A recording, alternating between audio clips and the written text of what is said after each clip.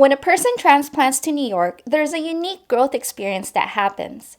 I call it a New Yorker's hierarchy of needs. As each layer of needs is fulfilled, an NYC transplant gets closer and closer to their self-actualization as a New Yorker.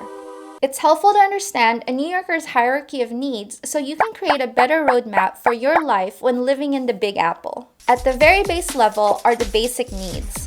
This is where you have gathered your utmost necessities to exist in New York City.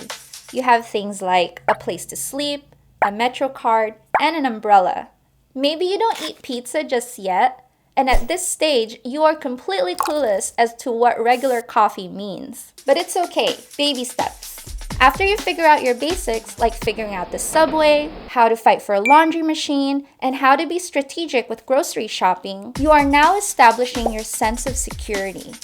You now have an income, you live where there's a reliable bodega at the corner of your block, and you know how to use 311 when you need it. Things are starting to fall in place for you. You're starting to feel like you belong. You now wear black, you carry around a New Yorker tote bag, cheer for the Mets, eat Shake Shack, and not only do you have more than one friend, but you are part of clubs and organizations.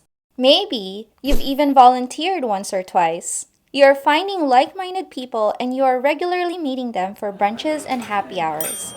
By the time you get to the self-esteem level, you're good at finding the best restaurants and speakeasies. You never pay full price for a museum entrance because you are keen on the free days, free tickets, and donation passes. And you know all the tunnels at Times Square so you can avoid the crowd. But what really defines your New Yorker self-esteem is that you can sniff out a scammer from a mile away because you've honed your BS radar. You don't need your phone to figure out the subway because you can navigate that thing in your sleep. And the barista at your favorite cafe knows you by name, and sometimes you get a coffee on the house.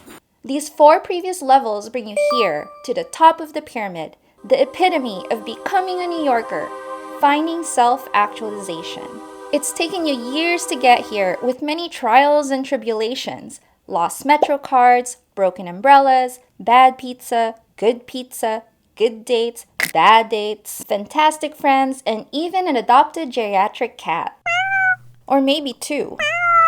Despite all that you've been through, you've triumphed and you're finally on top of the pyramid. You should congratulate yourself because only a few people get here. And know that only a few people stay.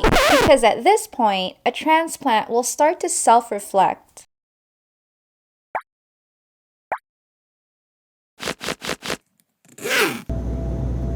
When a person transplants to Paris,